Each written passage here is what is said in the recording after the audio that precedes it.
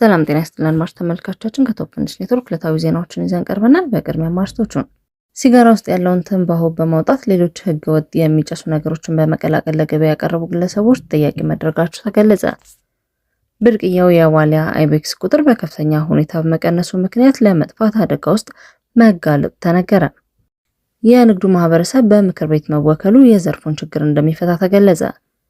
ማንኛውም ህጋዊ የመሬት ባለይዞታ የሆነ ሰው የኮንስትራክሽን ማዕድናትን እንዳይሸጥ የሚከለክል መመሪያ ጸደቀ። ኢትዮጵያ ላኪዎች የእንግሊዝን ከቀረጥ ነፃ የንግድ መርሃ ግብር እንዲጠቀሙ ጠየቀ። ሲጋራ ውስጥ ያለውን ትንባሆ በማውጣት ሌሎች ህገወጥ የሚጨሱ ነገሮችን በመቀላቀል ለገበያ ያቀረቡ ግለሰቦች ተጠያቂ መደረጋቸው ተገለጸ። ባለፈው በጀት ዓመት ከ800 በላይ ግለሰቦች ከትንባሆና ከአደንዛዥ እጽ ጋር በተያያዘ በቁጥጥር ስር ውለዋልም ተብሏል። የአዲስ አበባ ምግብና መድኃኒት ባለስልጣን የትንባሆ ምርት ላይ የተከለከሉ የሚጨሱ እጾችን ለመቀላቀል ለማህበረሰቡ ለሽያጭ ያቀረቡ 4 ግለሰቦች ለህግ መቅረባቸውን አስታውቋል። ወንጀሉ የተፈጸመው በአንድ ዋናና በ3 ተባባሪዎች እንደሆነም ተገልጿል።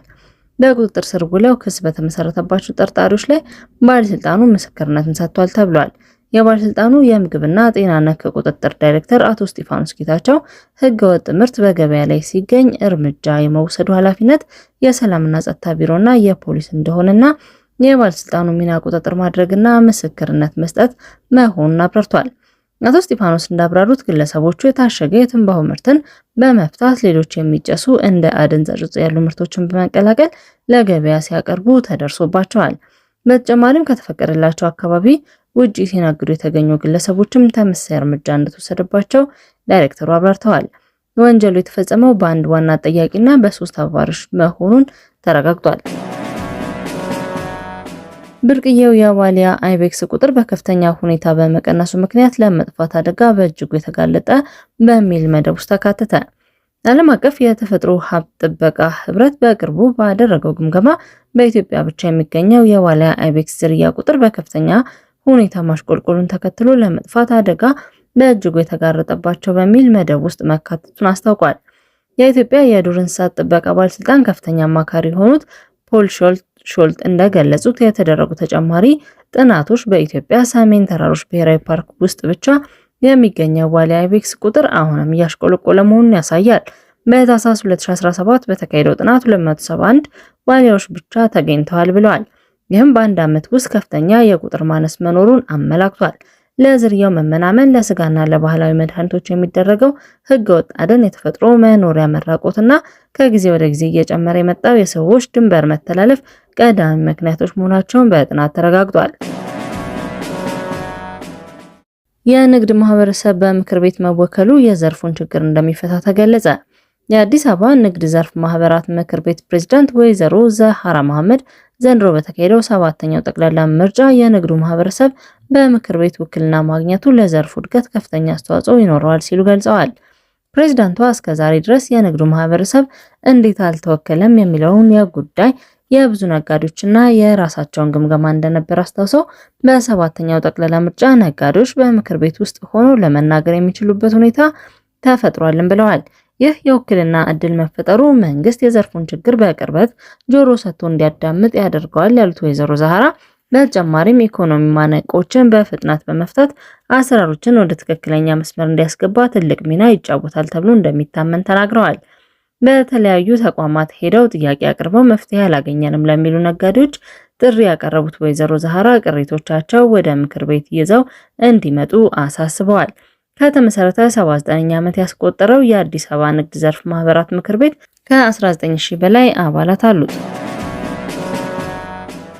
ማንኛውም ህጋዊ የመሬት ባለይዞታ የሆነ ሰው የኮንስትራክሽን ማዕድናትን እንዳይሸጥ የሚከለክል መመሪያ ጸደቀ። የአዲስ አበባ ከተማ አካባቢ ጥበቃ ባለስልጣን የኮንስትራክሽን ማዕድናት ፈቃድ አፈጻጸምን ለመደንገግ ያወጣው አዲስ መመሪያ መጽደቁ ተነግሯል። በዚህ ሳምንት መጀመሪያ ላይ ይፋ የሆነው በዚህ አዲስ መመሪያ መሰረት ማንኛውም ህጋዊ የመሬት ባለይዞታ የሆነ ሰው በግል ይዞታ ውስጥ የሚገኙትን የኮንስትራክሽን ማዕድናትና ለንግድ ዓላማ መዋል ወይም መሸጥ አይችልም። ይሁን እንጂ ማዕድናቱን ለንግድ ላልሆነ ዓላማና ለግል ግንባታ ፍጆታ ብቻ እስከዋለ ድረስ ያለ ክፍያና ፍቃድ ሳያስፈልገው አምርቶ መጠቀም እንደሚችል በይፋ ተደንግጓል። በዚህ መሰረት በግል ይዞታ ውስጥ የሚገኙ እንደ ጥቁር ድንጋይ፣ ገረጋንቲ፣ ቀይ አሸዋ፣ ቀይ አፈር ወይም የግንብ ድንጋይ ያሉ ማዕድናትን ለግል ግንባታ ብቻ የሚውሉ ከሆነ ከመንግስት ፍቃድ የመውሰድ ወይም የሮያሊቲ ክፍያ የመክፈል ግዴታ ሙሉ በሙሉ ተነስቶላቸዋል። በሌላ በኩል ማዕድናቱን ለገበያ ማቅረብ ለንግድ ዓላማ ማዕድን በሚያመርቱ አልሚዎችና ድርጅቶች ላይ ግን እጅግ ጥብቅ ቁጥጥር እንደሚደረግ መመሪያው ላይ ተሰፍሯል። ማንኛውም አይነት የንግድ ፍቃድ ለማግኘት ህጋዊ አዋጭነት ጥናትና የአካባቢ ተጽዕኖ ግምገማ ሰነድ ማቅረብ ግዴታም ሆኗል።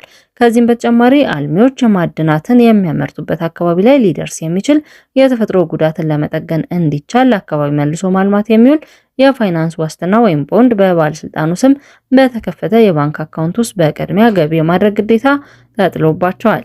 የከተማዋን መሰረተ ልማትና የነዋሪዎችን ደህንነት ለመጠበቅ ሲባልም መመሪያው ከመኖሪያ መንደሮች፣ ከኢንዱስትሪ ፓርኮችና ከመሰረተ ልማት አውታሮች በ500 ሜትር፣ ከወንዝ ዳርቻ በ30 ሜትር እንዲሁም በከፍተኛ የኤሌክትሪክ ተሸካሚ መስመር በ25 ሜትር ክልል ውስጥ የማዕድን ቁፋሮ እንዳይካሄድና ፈቃድ እንዳይሰጥ በግልጽ ከልክሏል። ኢትዮጵያውያን ላኪዎች የእንግሊዝን ከቀረጥ ነፃ የንግድ መርሃ ግብር እንዲጠቀሙ ጠየቀ። የኢትዮጵያውያን ላኪዎች ብቁ የሆኑ ምርቶችን በቅናሽ ወይም ያለምንም ቀረጥ ወደ እንግሊዝ ገበያ ለማስገባት የሚያስችል የእንግሊዝ ታዳጊ ሀገራት የንግድ መርሃ ግብር ይበልጥ እንዲጠቀሙ ከሰኔ 1 2018 ዓ.ም ጀምሮ በአዲስ አበባ በተካሄደው የስልጠና አውደ ጥናት ላይ ጥሪ ቀርቧል። አውደ ጥናቱ በለንደን የሚገኘው የኢትዮጵያ ኤምባሲ፣ የንግድና ቀጠናዊ ትስስር ሚኒስቴር፣ የእንግሊዝ ንግድና ቢዝነስ መስሪያ ቤት፣ በአዲስ አበባ የሚገኘው የእንግሊዝ ኤምባሲ እንዲሁም የኢትዮጵያ ንግድና የዘርፍ ማህበራት ምክር ቤት በጋራ ያዘጋጁት ሲሆን ከኢትዮጵያና ከእንግሊዝ የተውጣጡ ወደ 100 የሚጠጉ ተሳታፊዎች በአካልና በበይነ መረብ ተሳትፈዋል። በዝግጅቱ ላይ ንግግር ያደረጉት በእንግሊዝ የኢትዮጵያ አምባሳደር ብሩክ መኮንን እንደገለጹት ይህ መርሃ ግብር ለኢትዮጵያውያን ላኪዎች በተለይም በቡና፣ በግብርና፣ በአትክልትና ፍራፍሬ፣ በጨርቃጨርቅና አልባሳት ዘርፎች ላይ ሰፊ እድሎችን ይሰጣል። አምባሳደሩ አክለውም ላኪዎች ከዚህ የገበያ እድል ጠቃሚ ለመሆን የጥራት ደረጃዎችን ማሟላት፣ የቁጥጥር መስፈርቶችን ማክበርና አስተማማኝ የውጭ ንግድ አቅምን መገንባት እንዳለባቸው አጽንኦት ሰጥተዋል። የንግድና ትስስር የውጭ ንግድ ማሳደግ ዘርፍ የመንግስት ሚኒስቴር አማካሪ አቶ ጸጋው በለጠ በበኩላቸው በኢትዮጵያ እየተካሄደ ያለው ቀጣይነት ያለው ኢኮኖሚ ማሻሻያ የንግድ ምህዳር ለማሻል የኢትዮጵያ ምርቶችን በዓለም አቀፍ ገበያ ያላቸውን ተወዳዳሪነት ለማሳደግ ያለመ መሆኑን ገልጿል።